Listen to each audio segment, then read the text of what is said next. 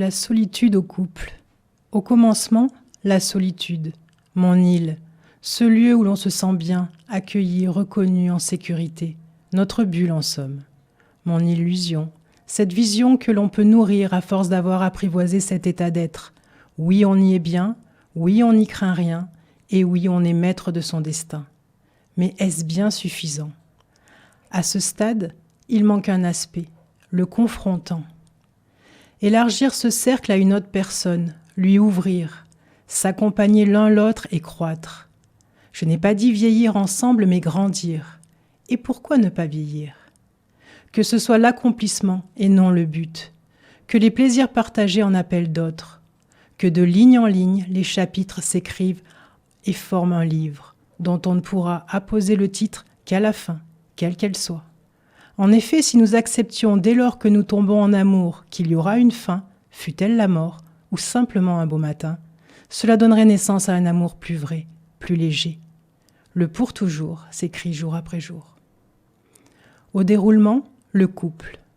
Je ne résiste pas à vous partager une notion entendue lors d'un cours universitaire de l'un de nos philosophes contemporains, André Comte-Sponville. Je le cite.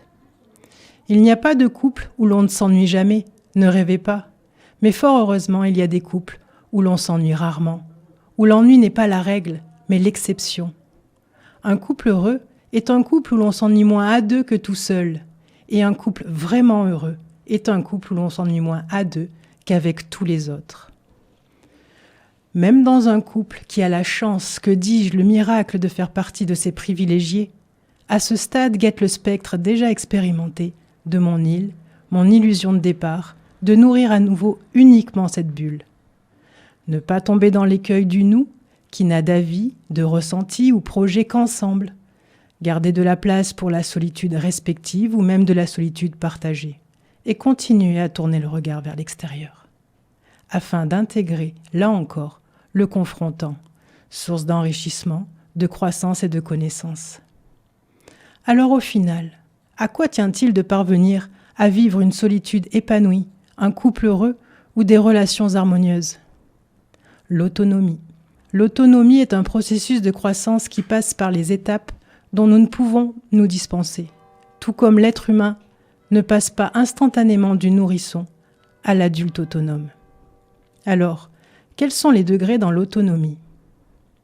La dépendance, état de symbiose et soumission à l'autre, répondant aux besoins de sécurité. La contre-dépendance, j'existe par rapport et en opposition à l'autre, faisant appel aux besoins de sens. L'indépendance, je n'ai plus besoin de l'autre pour exister, venant asseoir un besoin de positionnement. L'interdépendance, je peux faire seul ou consciemment être en symbiose. Ici, c'est le besoin de lien qui prime. La responsabilisation, je fonctionne dans les différents degrés précédents. Sachez, chers auditeurs, que c'est en tant qu'exploratrice de la relation à soi et à l'autre que m'est venue cette chronique. Je sens déjà les bienfaits d'avoir mis bout à bout ces éléments me permettant de mettre en lumière le chemin. Puisse-t-elle vous éclairer également.